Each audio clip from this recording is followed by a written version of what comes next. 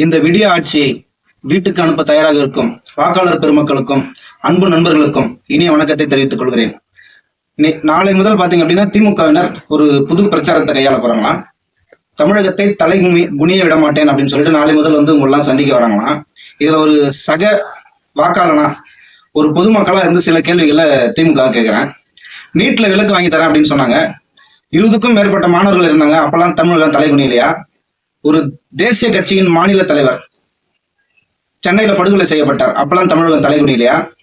புகழ்பெற்ற அண்ணா பல்கலைக்கழகத்துல ஒரு பெண்ணுக்கு நடந்த பாலியல் வன்கொடுமை, அப்பெல்லாம் தமிழகம் தலை குனியலையா? வேங்கை வயல்ல குடிநீர் தொட்டியில மலம் கலந்தாங்க, அப்பெல்லாம் தமிழகம் தலை குனியலையா?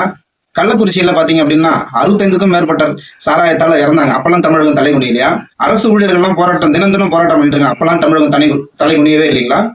போதை வஸ்துகள் மாணவர்கள் கையில சிக்கி சின்னாபனமாகி போறாங்களே, அப்பெல்லாம் தமிழகம் தலை குனியவே இல்லையா?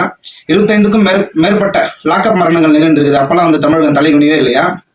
பெண்களுக்கே பாதுகாப்பா இல்லாத சூழ்நிலையா சென்று கொண்டிருக்கு, அப்பெல்லாம் தமிழகம் தலை குனியவே இல்லையா? ஏதாவது ஒரு துறை சொல்லுங்க, தமிழகம் தலை நிமிர்ந்து இருக்குது அப்படின்னு சொல்லிட்டு உங்களால் ஏதாவது ஒரு துறை சொல்ல முடியுங்களா? எதையுமே சொல்லவே முடியாது. தமிழகம் உங்கள் ஆட்சி காலத்துல தலை குனிந்தே உள்ளது.